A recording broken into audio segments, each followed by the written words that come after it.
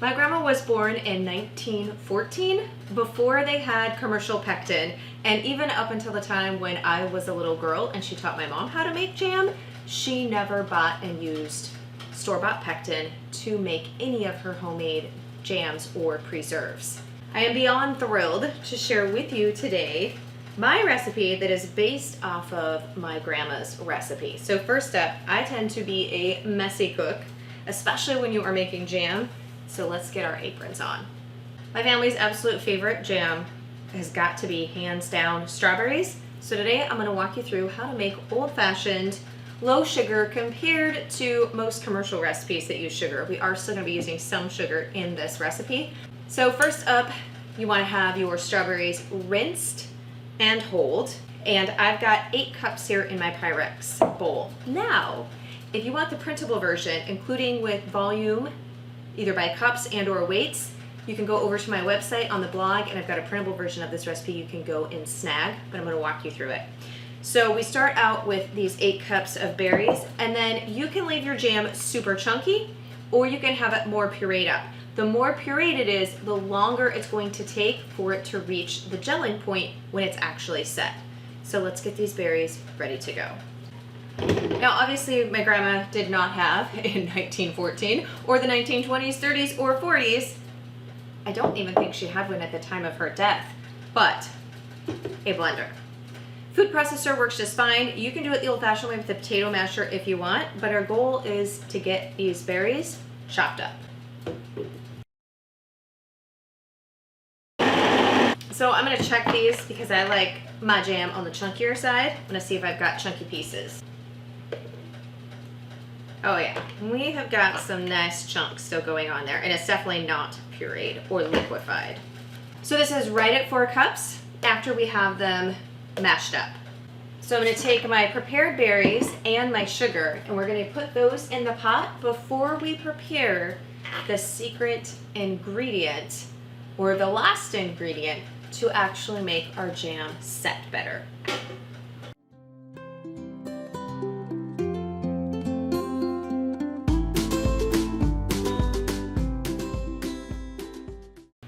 Grandma's secret to making homemade jam and jellies was to use an apple and pair that with whatever other berry or fruit she was using in place of store-bought pectin.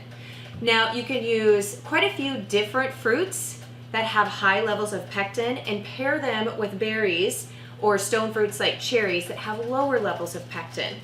And you can use an apple. Ideally, a green apple or a crab apple or a slightly underripe apple are going to be the best. They have higher levels of pectin, but you can use an apple. You can use the lemon, any type of citrus. So you're going to use the zest of a lime or a lemon with a little bit of juice. And red currants are my favorites as alternative pectin sources. So I'm going to actually get this apple prepped up. We're going to peel it first, because I'm not going to be straining any of this apple out. It will be in the final jam. So we're going to go ahead and remove the peel.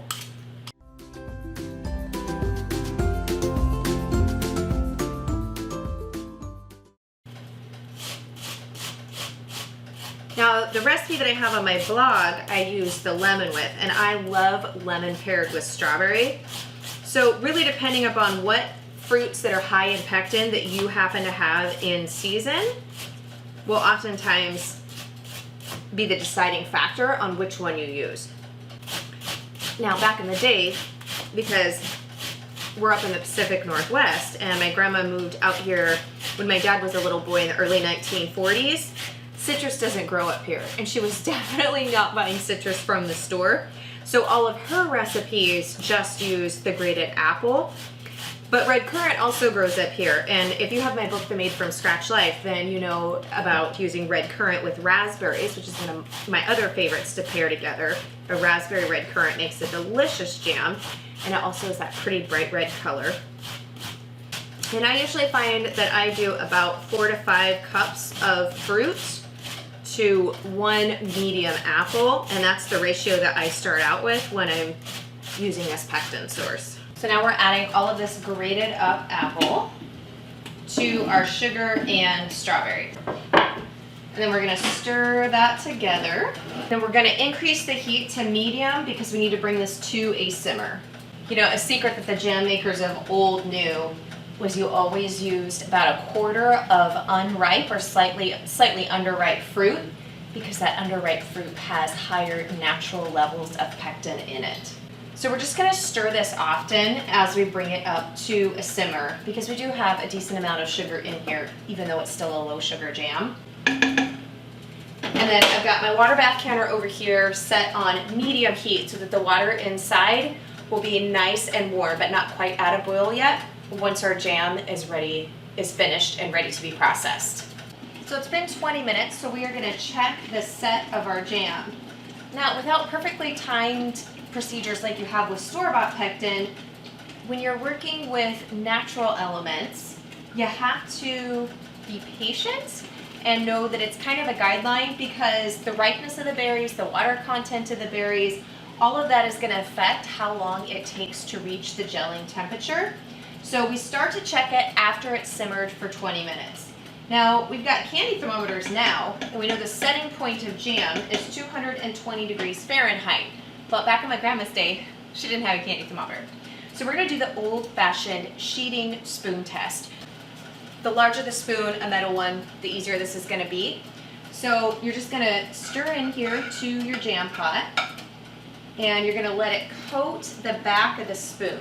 So you can see the back of my spoon is coated here, and what we're looking for is as this jam drips off, be careful, it is hot, drips off the back of this spoon, you don't want to see it coming off in individual drops. You want to see it coming off in a solid sheet. So this, I've got a little bit of sheeting, but I do still have some individual drops. So I'm going to let this continue cooking for about another 5 to 10 minutes, and then we'll come back and check it. So just rinse the spoon off and throw it back in the freezer for our next one. So that's what I said, we're going to come back in about 10 minutes and check this. Okay, so it has been 12 minutes, and we're going to do another sheet test to see where we're at. So again, we really want to make sure that we're getting a good coating on the back of this. And then you're going to start to let that drip down. So you can see there, that is actually 2 drops coming together. And then here, that's like not even dripping, like that's just holding in a sheet there. There's a drip finally. But I've got 1, 2, 3, 4 on the back of this spoon that hasn't even dripped off yet. It's just sitting there, coming off in a solid sheet right here. Now I've got my canning lids here. I buy my canning lids in these big bulk sleeves, and I'll put the link below the video. It's moleskinoris.com/canning lids. So I've got my canning lids out, and these are 1/2 pint jars, which are 8 ounces, 1 cup. So they have been washed in hot soapy water so that it's not cold glass, meaning hot jam. And we're gonna fill them to a 1/4 inch headspace.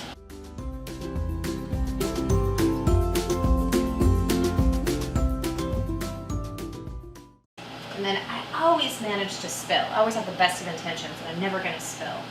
And I do. So use a dish towel that you may not care if it gets red on it, hence my apron. So now we're gonna measure this and see if it's at a 1/4 inch headspace. Got my measuring tool, not quite, need a little bit more. There we go. And then we need to remove our air bubbles.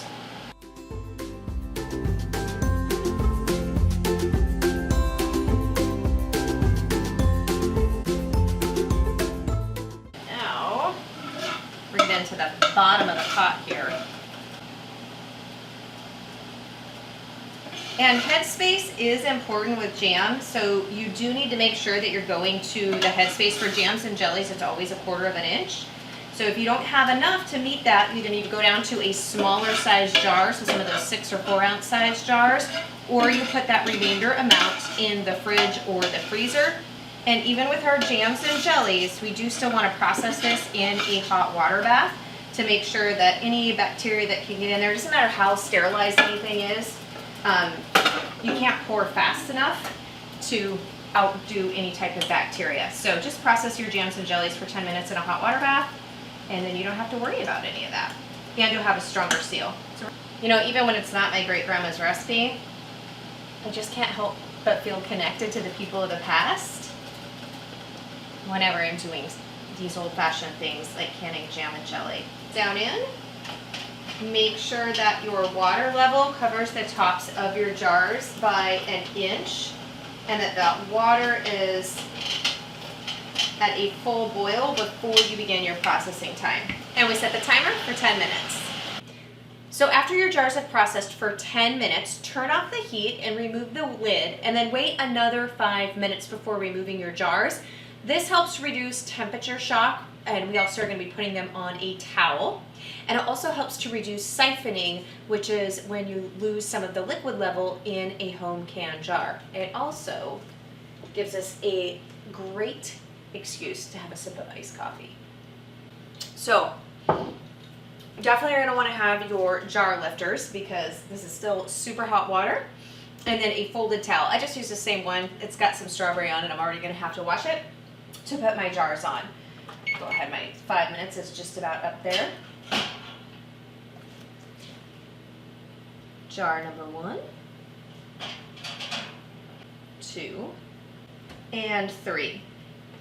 And this recipe on average gives you anywhere from 3 to 4 jars. Part of it's gonna depend on how long you have to let it cook. This one, to get it to set, we did about 35 minutes.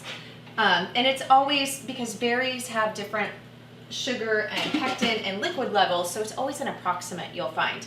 But here are 3 beautiful jars of my grandma's low sugar, no pectin jam. But I've got a free ebook that you can go and snag. You'll see a way to download it if you go and look at the strawberry jam recipe with the printable version on my blog. But I've also got a link, I'll put it beneath the video, where I have already done all of the work for you, and it's my favorite old-fashioned no pectin store-bought jams and a free ebook. So you can go and snag that, and all the work is already done for you. So here is the jar that I just took out of the fridge. I had just a little smidgen of jam left over that wouldn't fit in those jars. So you can see once it's cooled what the set of this old-fashioned jam looks like. It's not quite as thick as if you're using store-bought pectin. Oh, we had a ping. That is music to a canner's ear, is when you hear those jars ping. But you'll actually be able to see what this looks like.